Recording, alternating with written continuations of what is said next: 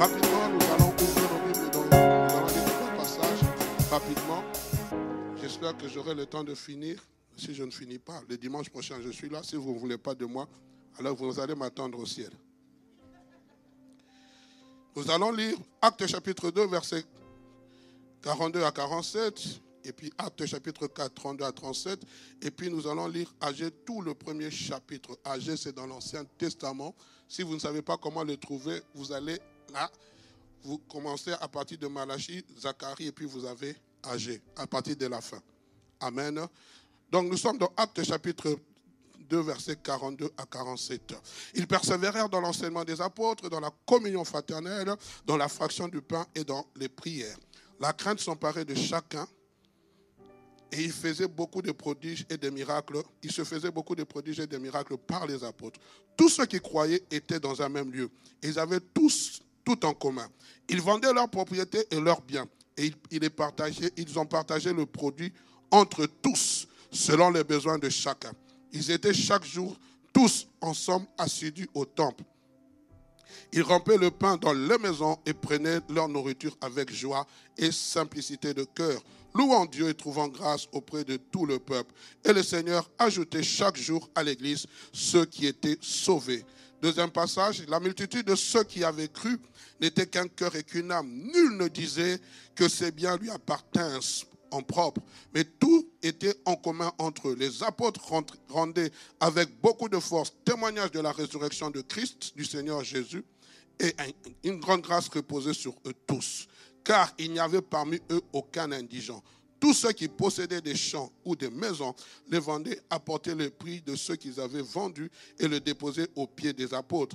Il en faisait des distributions à chacun selon ce qu'il en avait besoin. Joseph, surnommé par les apôtres Barnabas, ce qui signifie le fils d'exhortation, Lévite, originaire de Chypre, vendit un champ qu'il possédait, apporta l'argent et le déposa aux pieds des apôtres. Nous sommes dans le livre d'Agé au chapitre 1er. La seconde année du roi Darius, veuillez m'excuser. Le premier jour du 6e mois, la parole de l'Éternel fut adressée par Agé le prophète à Zorobabel, fils de Shétiaël, gouverneur de Juda, et à Josué, fils de Josadak, souverain sacrificateur, en ces mots. Ainsi parle l'Éternel des armées. Ce peuple dit, le temps n'est pas venu, le temps de rebâtir la maison de l'Éternel. C'est pourquoi la parole de l'Éternel leur fut adressée par Agé le prophète en ces mots. Est-ce le temps pour vous d'habiter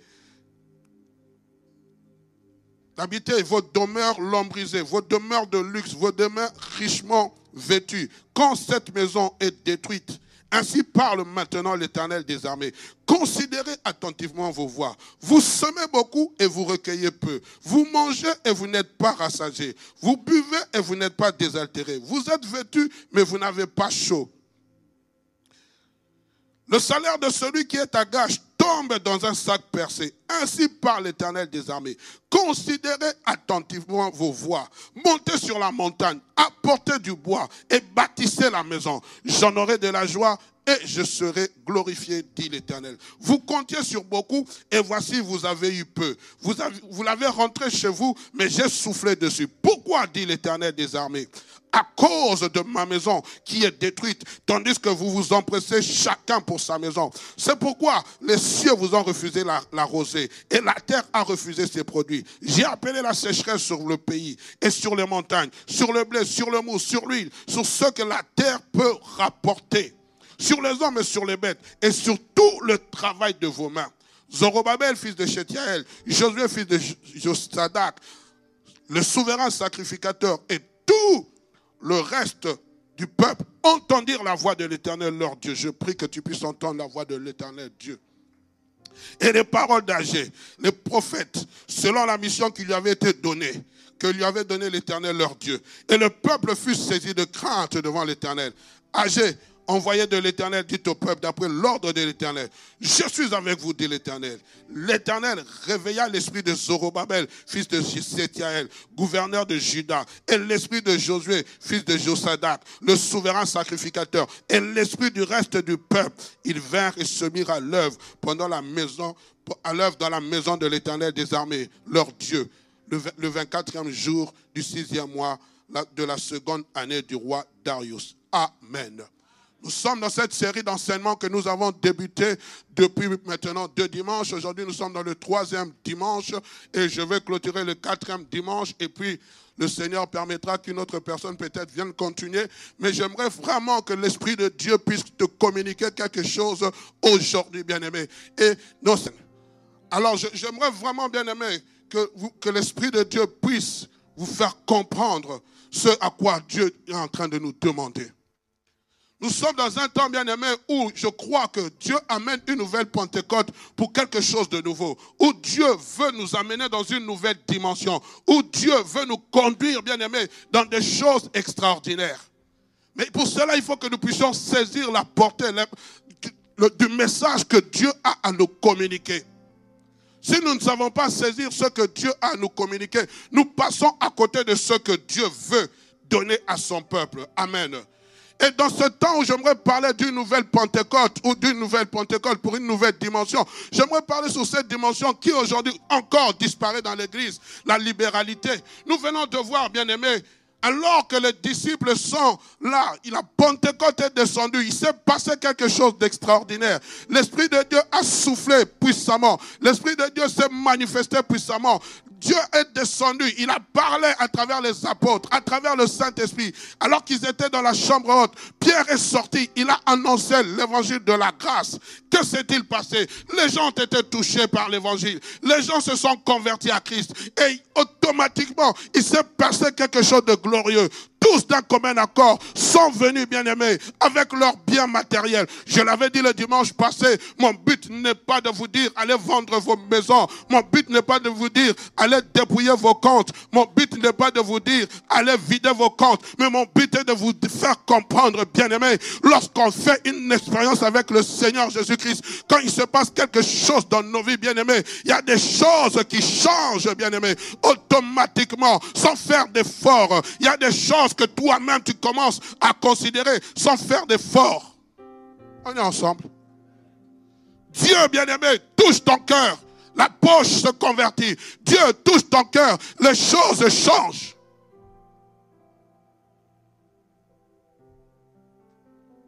Et nous voyons, bien-aimé, ces bien-aimés être touchés. Ils vont libérer ce qu'ils avaient en propre. Personne ne les avait dit quelque chose. Bien-aimé, mon but, comme je le disais, ce n'est pas de vous dépouiller, mais mon but, c'est de faire avancer le royaume de Dieu et de pouvoir aux besoins des saints. Nous avons souvent été enseignés par rapport à l'argent. On dit que l'argent, c'est la racine de tous les maux. Et quand vous allez dans 1 Timothée chapitre 6, verset 10e, qu'est-il dit? Or, l'amour de l'argent. On nous parle de l'amour de l'argent. On ne nous parle pas de l'argent, de l'amour de l'argent. Car l'amour de l'argent est la racine de tous les maux. Et quelques-uns, en étant possédés, se sont égarés loin de la foi. On ne parle pas de l'argent, on parle de l'amour de l'argent. On est ensemble, bien-aimés. On parle de l'amour de l'argent. Mais que faisons-nous aujourd'hui, bien-aimés? Nous en avons peur. Parler de l'argent aujourd'hui à l'église devient quelque chose de mauvais. Ah, voilà, le pasteur a commencé, donc ça veut dire que le pasteur est en train de nous préparer.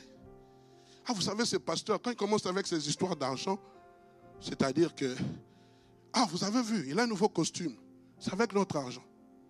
Une nouvelle voiture, c'est avec notre argent. Une nouvelle paire de chaussures, c'est avec notre argent. Mais avec tout ce qu'on a fait ici, vous ne savez pas dire c'est avec notre argent. Le mal, c'est qu'on voit simplement ce qui est négatif. Et j'ai compris pendant que j'étais en train de réfléchir. La grande problématique que nous avons aujourd'hui, bien aimés, c'est nous sommes dans cette mentalité francophone. Vous savez, la mentalité francophone et la mentalité anglophone est totalement différente par rapport, les chrétiens par rapport à l'argent. Je suis rentré une fois, alors que nous étions en train de parler sur les travaux que nous sommes en train de faire ici. Et je dis, voilà, nous avons reçu un don de 50 000 euros. À la fin, ma soeur a dit, pasteur, pourquoi tu as dit? Les gens ne vont plus donner. Effectivement, aussi, les gens n'ont plus donné. Mais je serais rentré dans une église anglophone. J'aurais dit la même chose. Les gens allaient donner. Pourquoi? Parce que les gens, pour eux, c'est un challenge, un défi. Mais chez nous, c'est de dire, ah, on a déjà donné. Et maintenant, on commence à calculer qui a donné. Mais toi, tu n'as pas donné. Mais toi, ta réflexion, c'est de savoir qui a donné. Et si je te disais, c'était moi, ah, ce pasteur, c'est un vantard. Au lieu de chercher à savoir comment faire aussi pour que je donne, moi, maintenant, je regarde qui a donné. Ah, on a déjà donné, chérie, c'est bon. On avait besoin de 40 000. On a besoin de 40 000 pour la télé. Regardez, chaque dimanche, vous venez ici. Centre évangélique La Bonne. Ça ne bouge pas. C'est statique. Pourquoi? Parce qu'il nous manque. Tony, c'est combien? Crie fort, frère. Voilà. 40 000 euros. Combien? C'est qui va donner? Il faut qu'on parle. Mardi, je reçois notre futur député. Il vient dans mon bureau. Et il vient me dire, pasteur, je suis allé dans une église. J'ai été scandalisé. Pendant que j'ai d'abord vu le pasteur venir en retard. Il est venu en retard. Il est venu avec un micro doré. Heureusement, je n'ai pas de micro doré, sinon on allait commencer à dire. Il est venu avec, il est entré comme si c'était dans un concert. Il faisait ça. À peine il monte, pasteur, il vient sur le haut de la chaire. Les gens amènent l'argent. Ils lui donnent de l'argent. On mettait de l'argent. J'étais choqué, pasteur. J'ai dit, en tout cas, à la borne, on est bien. J'ai dit, waouh. Et j'ai enjambé. J'ai dit, ah, c'est vrai. J'étais content de l'entendre dire ces choses. Mais je suis rentré à la chambre. Chez moi, à la maison, j'ai commencé à réfléchir. Comment ce peuple a commencé à venir donner l'argent au pasteur comme ça? Peut-être, pour eux, c'est bien. Le jour où ça se fera chez nous, ça sera mauvais. Mais le problème, c'est que c'est comme cela qu'on les a enseignés. C'est comme ça qu'on les a dit. L'homme de Dieu monté du haut de la chair, il a parlé. Il a conditionné le peuple à répondre à ses attentes. Suivez-moi attentivement. Mais nous condamnons ces choses. Mais est-ce que nous enseignons au peuple? Qu'est-ce que nous disons aux autres? Ah non, ils sont dans les faux, ils sont dans les faux, ils sont dans les faux, ils sont dans les faux. Mais nous, qu'est-ce que nous faisons? Mon peuple périt par manque d'enseignement, à cause de son ignorance. Nous n'enseignons pas. La première fois où moi, votre serviteur, j'ai osé parler de l'argent, c'est parce que c'est Dieu qui m'avait dit. Je dormais. Le Seigneur me réveille. Il me dit, Hugues, vous êtes en train de passer à côté de quelque chose de glorieux. Dis au peuple de continuer à contribuer. C'était en 2015. Et moi, je vais susciter un Cyrus. Toi, prêche sur l'argent. Waouh! Prêcher sur l'argent. Dans mon église. D'où je viens, on n'a jamais parlé de ces choses. Je me lève, je prêche. Le dimanche qui suit, pendant que j'étais en train de prêcher, Dieu avait déjà envoyé son Cyrus. Ce bâtiment, vous l'avez parce qu'un jour, j'ai osé prêcher sur l'argent. Je parlais du programme. Ce papa Dieu, il n'est plus aujourd'hui. Il n'est pas de la borne. Il est venu simplement assister à un culte comme beaucoup ici. Il a donné $200 000. Est-ce qu'il pouvait donner? Il pouvait s'aimer ça ailleurs. Il pouvait acheter une voiture. Il pouvait acheter une maison. Il pouvait faire autre chose avec. Mais il a libéré l'argent. Il a senti dans son cœur qu'il est en train d'investir pour le royaume de Dieu. Et je crois, frères et sœurs, même si aujourd'hui il n'est pas là, les retombées seront sur ses enfants. Les retombées seront sur les enfants de ses enfants. Pourquoi? Parce qu'il a compris le message. Heureusement que lui au moins il avait saisi. Mais il n'est pas là. Il ne prie pas avec nous. Sa femme vient de temps en temps. Sa belle-sœur est avec nous. Ses enfants de temps en temps. Mais c'est qui en jouit? C'est vous et moi. Pourquoi? Parce qu'il a eu entendre la voix du Seigneur lui parler. Pasteur, j'ai entendu ce que vous avez dit. Comment est votre projet? Je veux donner 100 000. Quand il a dit 100 000, j'ai dit, ah. Vous savez actuellement la publicité avec le petit chat là. Ah. Dans les réseaux sociaux. Hein? Mais, tellement que c'était Dieu. Dieu qui avait préparé son cœur. Et c'est ce qui se passe à la Pentecôte. Ce n'est pas Pierre qui est venu, qui a dit, donnez, Dieu va vous bénir, Dieu va vous visiter, donnez. Non, c'est Dieu qui a préparé les cœurs. C'est Dieu qui a disposé des cœurs. C'est Dieu qui a fait que la chose soit. Et les gens ont commencé à donner.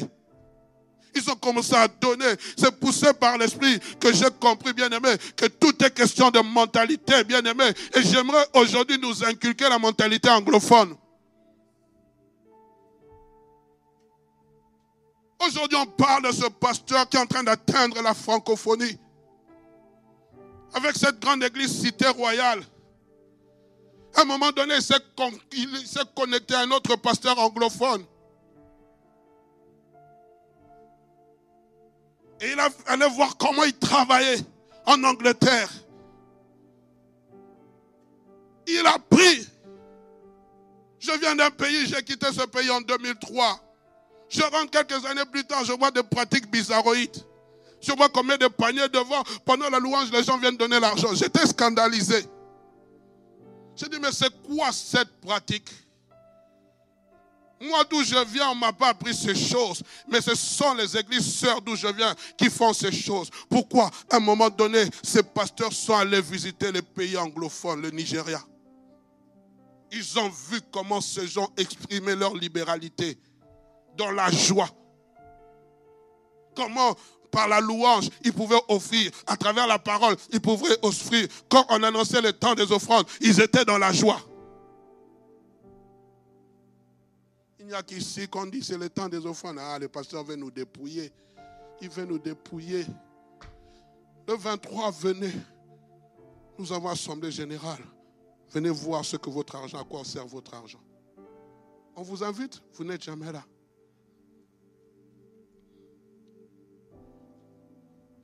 Pour nous, l'argent, bien aimé, pour nous, en francophone, c'est un sujet sensible. Ça sonne mal dans les... Pasteur, vous savez que ces choses, il faut être sérieux. Il faut être sage, pasteur. Nous sommes dans un pays, pasteur, où tout est contrôlé. Oh, j'ai vu cet évangéliste qui prêche en langue vernaculaire être accusé en France. Mais je l'ai vu reprendre son ministère. On a parlé de détournement d'argent, on a parlé de beaucoup de choses. Mais il y avait une spontanéité à donner. Je pense que c'est ça qui a réveillé. Mais comment on peut donner? Parce que les gens, bien aimés, quand l'évangile te touche, il y a beaucoup de choses qui changent.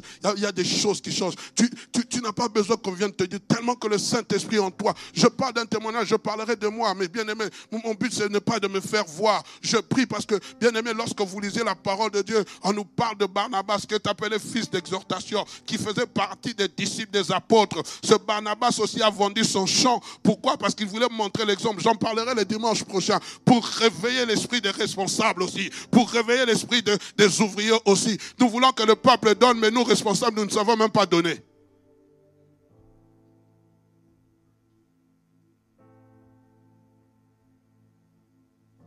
Dimanche passé, j'étais là, simplement, je finis mon culte, je m'assieds, le Seigneur me dit, va bénir ce frère. Quelqu'un dans mon bureau, il me dit, pasteur, tiens, Dieu m'a mis à cœur de te donner ma dîme. Je prends l'argent, je le bénis, il part. Et le Seigneur me dit, prends cet argent, va donner à une autre personne. Je vais vers l'autre personne, je dis, tiens. Il me dit, pasteur, merci, je n'avais même pas de carburant.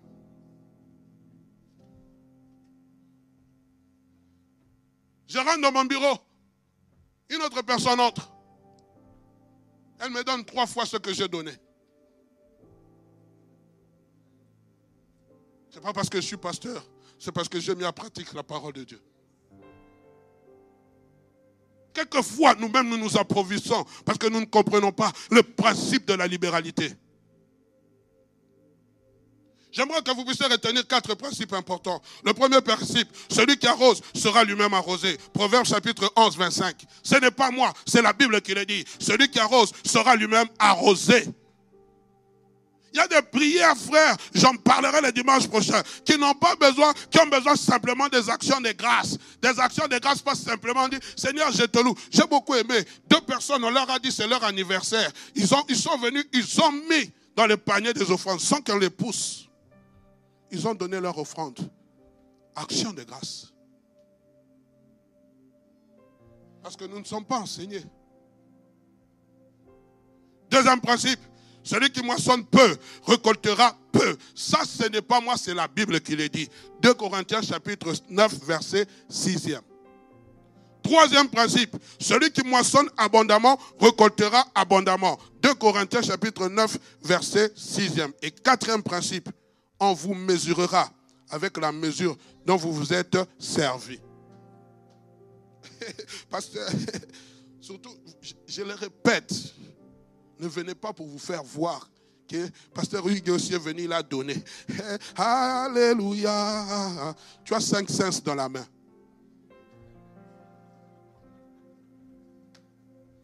Ils sont là, ceux qui récoltent les offrandes. Hein. Les amis, j'aurais encore honte de vous dire, j'ai demandé au service, comment ça s'appelle, social, de m'amener les offrandes qu'on récolte chaque premier dimanche. Le grand montant qu'on a récolté, vous voulez vous savoir c'est combien? Le grand montant, durant ces 6 mois, 175 €. Hein, Bibi, cet argent c'est pour toi? C'est pour qui? C'est pour qui? C'est pour les membres de l'église qui sont dans les besoins.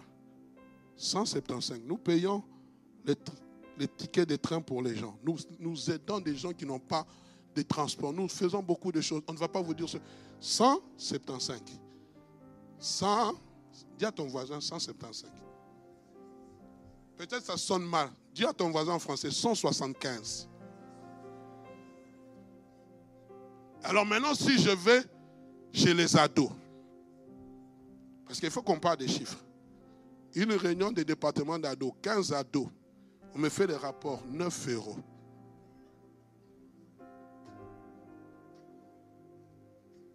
Je vous dis, on en rit. Donc, maman, papa, vos enfants vont à l'écodim, ados. Ma fille vient de me chercher là tantôt. Papa, je n'ai pas l'argent de Jésus. Je lui ai donné ce que je pouvais lui donner. Si nous ne savons pas inculquer ça à nos enfants, nous ne sommes pas bénis. Je le dis à ma honte. Il faut qu'on parle des chiffres. Hein? On me fait les rapports. 15 ados, 9 €. Et ce n'est pas le problème des ados. C'est le problème des parents qui envoient leurs enfants chez les ados. Il y a réunion des ados. Prends. On n'ouvre pas. Papa Rémi, la jeunesse aussi, il faut les sensibiliser. On ne peut pas se retrouver dans une réunion de jeunesse à 50 et on fait 50 €. C'est impossible. Parce qu'après là, vous-même là, vous allez au Quick, vous allez au McDo, vous allez faire des ciné. Aujourd'hui, vous parlez des cinoches. Vous allez partout. Mais pour les choses de Dieu, vous êtes les derniers. Ce n'est pas possible. Bien-aimé, excusez-moi de parler. Pasteur, vraiment, j'allais utiliser un terme comment, vernaculaire. Pasteur, tu as dormi avec nos noms. Non, je n'ai pas dormi avec vos noms. Je n'ai pas dormi avec vos noms. Mais je suis révolté. Je suis révolté, frère. Quand je vois aujourd'hui l'église du Seigneur, comment nous nous comportons, nous devenons des égoïstes. Nous devenons des égoïstes. Aujourd'hui, on n'a plus l'esprit de sacrifice. Même nous-mêmes, même dans les choses de Dieu. Oh non, va seulement à la comptabilité. On va te donner l'argent. Regardez-moi, je vous parle, bien-aimé.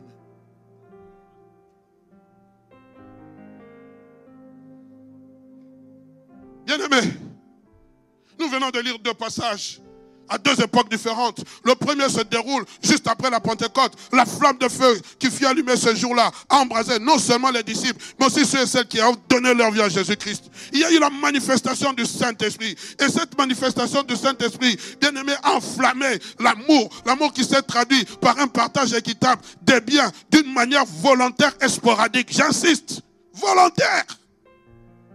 Parler en langue, baptisé dans le Saint-Esprit. L'amour a engendré, bien-aimé, la répartition des biens d'une manière volontaire et sporadique. Tous amenaient leur argent. Ils venaient vendre, ils vendaient leur terrain et les déposaient aux pieds des disciples. Et pour une répartition équitable. Tous. Le feu de Dieu, lorsqu'il est là, frères et sœurs, l'église ne doit pas être dans le besoin. L'amour va nous remplir. Ton voisin ne peut pas être dans le besoin. Il y a ici des étudiants non boursiers. À la Noël, les fêtes de fin d'année, ils se retrouvent seuls. Et l'église met en place une collecte où on est en train de leur amener de quoi manger pour se réjouir qu'ils ne se sentent pas seuls. Mais ça, on doit vous le dire. D'où vient cet argent? C'est ce que vous donnez.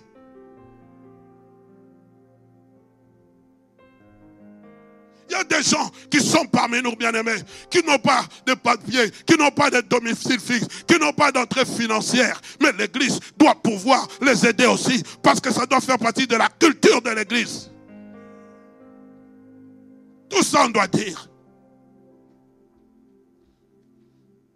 Une fois, une personne entre dans mon bureau. Pasteur, prie pour moi. J'ai des habits à donner à une personne. J'ai vu qu'elle n'avait pas d'habits. Prie pour ça. J'ai prié. Je n'ai même pas voulu savoir c'était pour qui. Elle a eu à cœur de faire ce geste. C'est elle avec son Dieu. Mais tu es toujours là à critiquer. Lui, il porte toujours la même veste. Ça sent mauvais. Ça sent mauvais. Il porte toujours la même chaussure. Ça sent mauvais. Ça sent mauvais. Mais qu'est-ce que tu fais? Que faisons-nous? Répartition équitable. Dis à ton voisin, répartition équitable. Regarde celui de droite, répartition équitable. Celui qui t'a boudé là, dis-lui répartition équitable.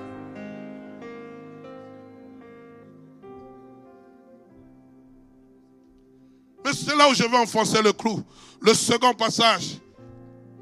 L'Éternel est en train de parler par l'entremise du prophète Agé. Il réprimande et conscientise le peuple juif. Pourquoi? Il est en train de dire, à cause de ma maison, la maison de l'Éternel, vous avez délaissé ma maison pour construire vos maisons. Vous êtes devenus égoïstes. Voici les faits. J'aimerais rentrer dans l'histoire pour que nous puissions comprendre. Israël, le peuple juif se trouve en déportation. Le temple construit par Salomon est détruit par le roi Nabuchodonosor. Détruit. On prend le peuple, on l'amène en déportation. Il est sous la domination des peuples païens parce qu'ils avaient abandonné l'Éternel. Ils ont laissé tomber l'Éternel. Ils sont des exilés. Aujourd'hui, on appelle cela la diaspora. Et la diaspora de l'époque et la diaspora actuelle, c'est différent. À l'époque, la diaspora n'avait pas le même privilège que la diaspora d'aujourd'hui. Ils étaient sous la domination. Et voilà que dans les années 500, Dieu va susciter un roi du nom de Cyrus qui va élever, qui va faire un décret en disant, bon voilà. Et la Bible, j'aime beaucoup cela parce que Cyrus, la Bible dit, l'Éternel réveilla l'esprit de Cyrus. Le roi Cyrus va dire, il va dire que celui qui sonne, qui veut rentrer à Jérusalem pour aller reconstruire le temple, qu'ils aillent. Et la Bible nous parle, il y avait à peu près 50 000 personnes qui sont parties, dont le gouverneur de la ville de Juda, qui s'appelait Zorobabel, ainsi que le souverain sacrificateur Josué. Ils vont arriver Ils vont rebâtir les autels qui avaient été renversés. Et puis, ils vont commencer à se remettre à la construction du temple.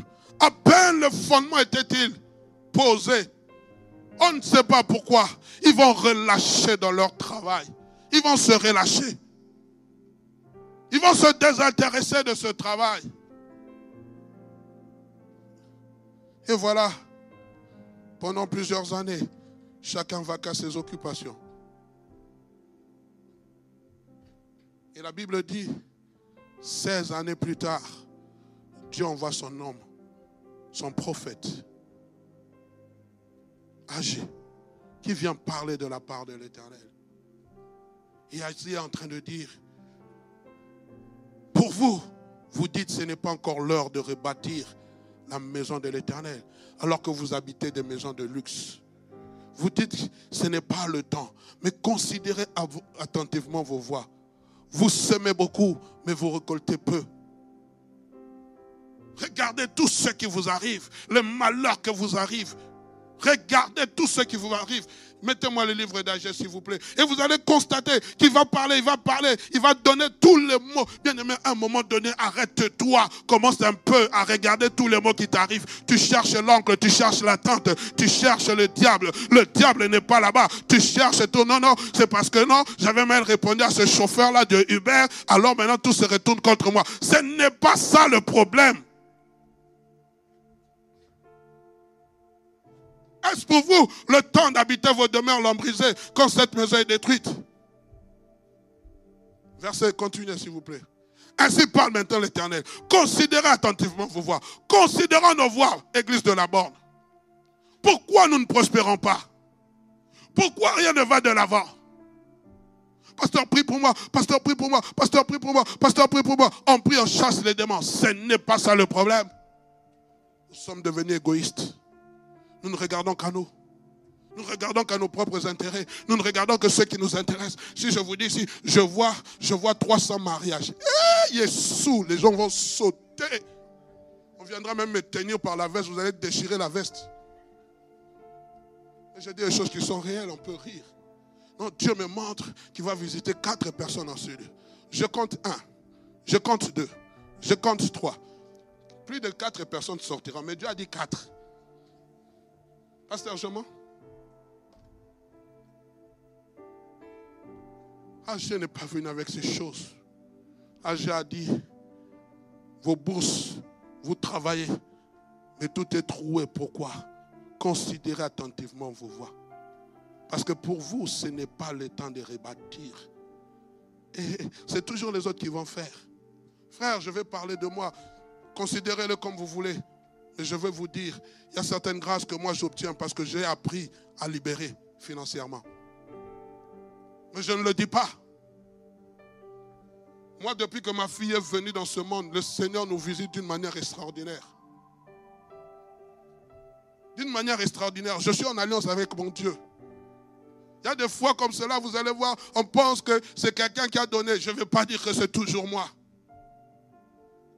Je me retrouve au début de l'année. Dieu me dit de donner de l'argent à un serviteur de Dieu. Je ne sais pas, je n'avais pas cet argent. Et au mois de mars ou d'avril, ce serviteur de Dieu m'appelle. Vous savez, quand Dieu veut vous libérer, il m'appelle, il me dit, Hugues, voilà tel problème que j'ai. Est-ce que tu peux me donner tel montant? Et je vais te le rembourser. Puis l'Esprit de Dieu fait moi, titit. C'était le même montant que Dieu m'avait dit. Devant mon épouse, je lui ai dit, pasteur, j'ai dans mon compte l'argent. Je vais te virer l'argent, mais tu ne me rembourses pas. Il était étonné. Il était étonné. Mais je le considère parce qu'il a beaucoup fait dans ma vie. Pourquoi Dieu te donne le superflu? Qu'est-ce que nous en faisons? On en parlera. Et ils se retrouvent. Dieu leur parle. Il est en train de leur parler. Mais bien aimé, au verset 9, il dit, considérez attentivement vos voies. Vous semez beaucoup. Il donne la cause du malheur. Est-ce que vous pouvez mettre le verset 9e? Et il est déjà midi 26. Vous voulez que j'arrête? Accordez-moi ne fût-ce que 10 minutes. Vous comptiez sur beaucoup et voici vous avez eu peu. Vous l'avez rentré chez vous, mais j'ai soufflé dessus. Pourquoi, dit l'Éternel des armées? À cause de ma maison qui est détruite, tandis que vous vous empressez chacun pour sa maison.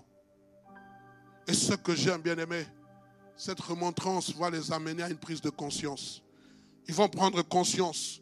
Et la Bible dit que donc ce sera simplement pas seulement la classe religieuse, la classe politique, la classe religieuse et tout le peuple. Et la Bible dit, et cela se traduit par une phrase, tous ils ont été saisis de la crainte de l'Éternel.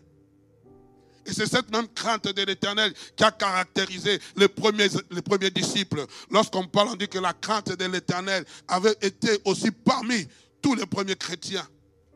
La crainte de l'Éternel ici, ce n'est pas la peur. La crainte de l'Éternel ici, c'est le respect de l'Éternel. C'est le respect. Et je crois, bien aimé, dans le temps actuel, beaucoup d'entre nous, nous manquons de crainte de Dieu. Nous ne respectons plus Dieu. Nous ne craignons plus Dieu parce qu'on est habitué à Dieu. On est habitué à Dieu. Dieu va comprendre. Non, Dieu va comprendre que j'ai beaucoup de problèmes. Donc Dieu va comprendre que je ne peux plus donner ma dîme. Dieu va comprendre que je ne peux plus.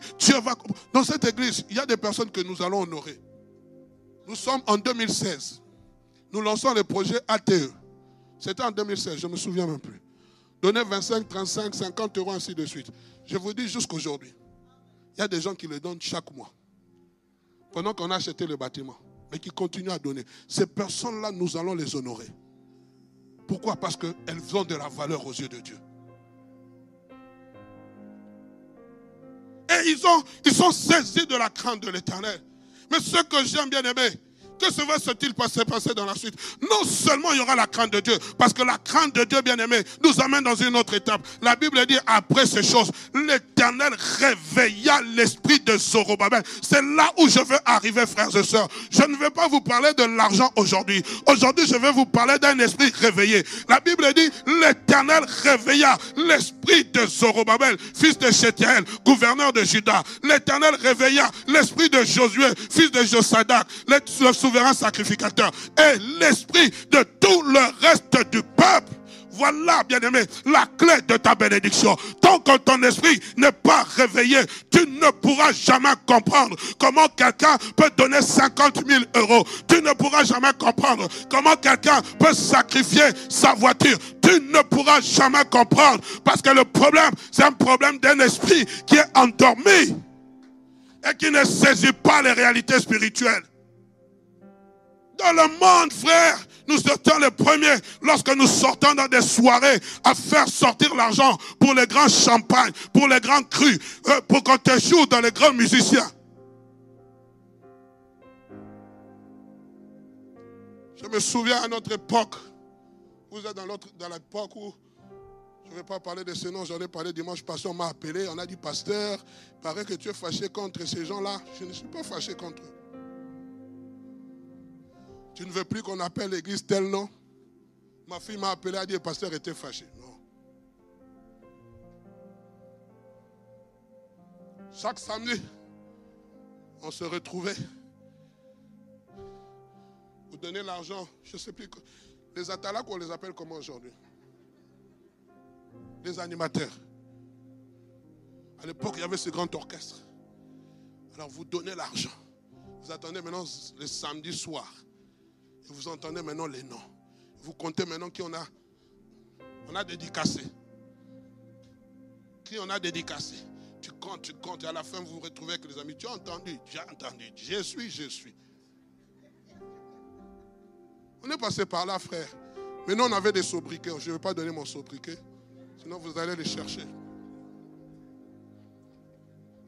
Parce que si vous donnez les noms, votre père qui est connu viendra vous dire comment toi, tu es devenu un voyou, on commence à chanter ton nom. Vous donnez les sobriquets. Ne cherchez pas mon sobriquet.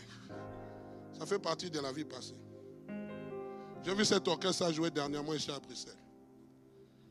Alors, cet argent-là qu'on dépensait pour ces bêtises, aujourd'hui tu viens à Christ, tu commences à réfléchir. Réfléchissons un peu. Quand tu dépenses, tu sors, tu reviens samedi.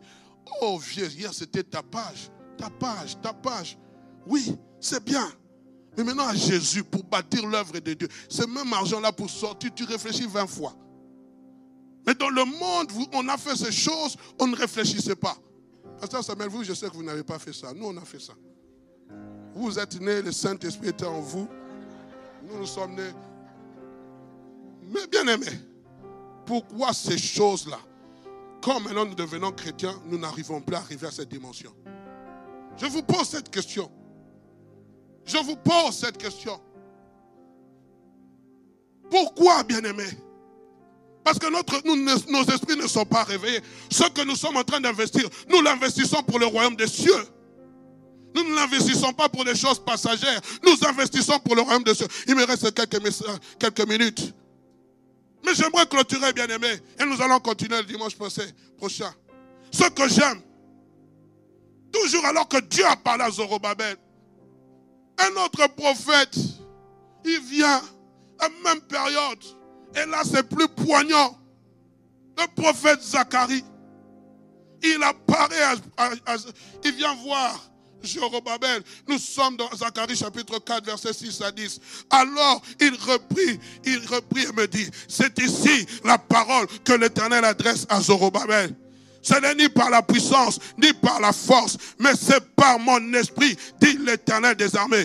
Qui es-tu, grande montagne, devant Zorobabel? Tu seras aplani. Il dit à Zorobabel, Zorobabel, les choses que tu vas faire là, la reconstruction, ce n'est pas par ta force, ce n'est pas par ta puissance, mais c'est par... Mettez-moi le passage. Hey, les amis, vous êtes contre moi?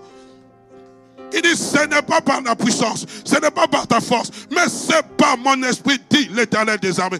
Je comprends, frères et sœurs, quand l'esprit te touche, même la manne financière arrive. Il dit, c'est par mon esprit. Zorobabel, ne t'inquiète pas. Continuez, s'il vous plaît. Continuez, que l'esprit de Dieu saisisse. Qui es-tu, grande montagne, devant Zorobabel? Qui es-tu devant Ugano? Tu seras aplani. Il posera la pierre principale au milieu des acclamations. Grâce, grâce pour elle. Continuez, s'il vous plaît. La parole de l'Éternel me fit adresser en ce mot. Les mains de Zorobabel ont fondé cette maison. Et ses mains l'achèveront. Et tu sauras que l'Éternel des armées m'a envoyé vers vous.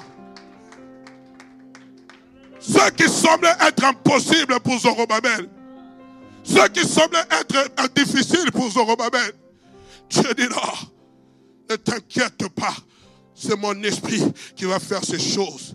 Car ceux qui méprisaient les jours des faibles commencements se réjouiront en voyant le niveau de la main de Zorobabel.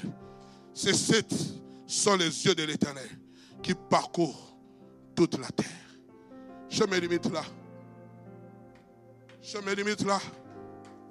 Mais j'aimerais te parler maintenant à toi qui es assis en ce lieu. Il y a 2 années de cela, un homme de Dieu se tenait ici. J'étais en train de chercher le message où il avait prophétisé pour les millionnaires. Je ne l'ai pas trouvé. Celui qui sait, puis me le retrouver. Et je devais comme par hasard, mais avec Dieu, le hasard n'existe pas.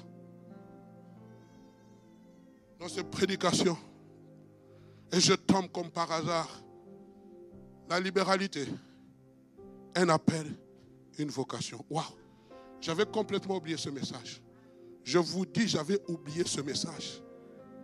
Et Dieu ne ment pas. Dieu ne ment pas. J'ai commencé à réécouter ce message pensant que c'était là où il avait prophétisé sur les millionnaires. J'arrive à 1h48, 10e seconde. Si l'équipe est prête de me mettre ce message pour vous faire comprendre par quoi je vais clôturer. Mettez-moi. J'en ai parlé au courant de la semaine, cette parole que Dieu m'a donnée, j'en ai fermement la conviction. Dieu va susciter quelques entrepreneurs ici qui brasseront beaucoup. Mais souvenez-vous de cette parole que Dieu a dite. Dans les beaucoup qu'il va vous donner, une bonne partie sera pour son œuvre. Et mettez-vous là. La chose qui a retenu mon attention. J'ai prié depuis quelques semaines. Et j'en ai la conviction. Dieu va susciter des entrepreneurs. Ça, j'avais oublié. 2 années plus tard, nous revenons avec Métanoïa. Sans oublier, je ne connaissais plus ces choses. Je ne connaissais plus. Nous sommes venus avec entreprendre par et avec Christ. Bien-aimé, Dieu nous parle. Je suis venu, ce fardeau a été déposé dans mon cœur. Je me souviens, j'ai dit à Tony, on va parler de ça. J'avais complètement oublié que l'apôtre Darlo était monté ici comme un précurseur, disant des choses.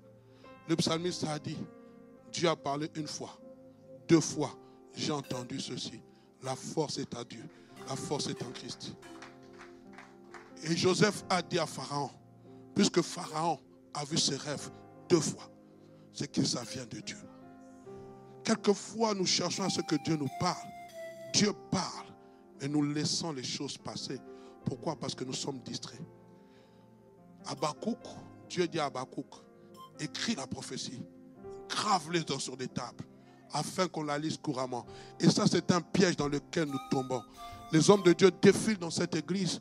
Nous prenons la parole de Dieu à la légère. Il a parlé. Il dit quoi? C'est une prophétie. Dans le temps est déjà fixé. Si elle tarde, attends-la, car elle s'accomplira. Elle s'accomplira certainement. La suite est dimanche prochain. Que le Seigneur soit avec vous.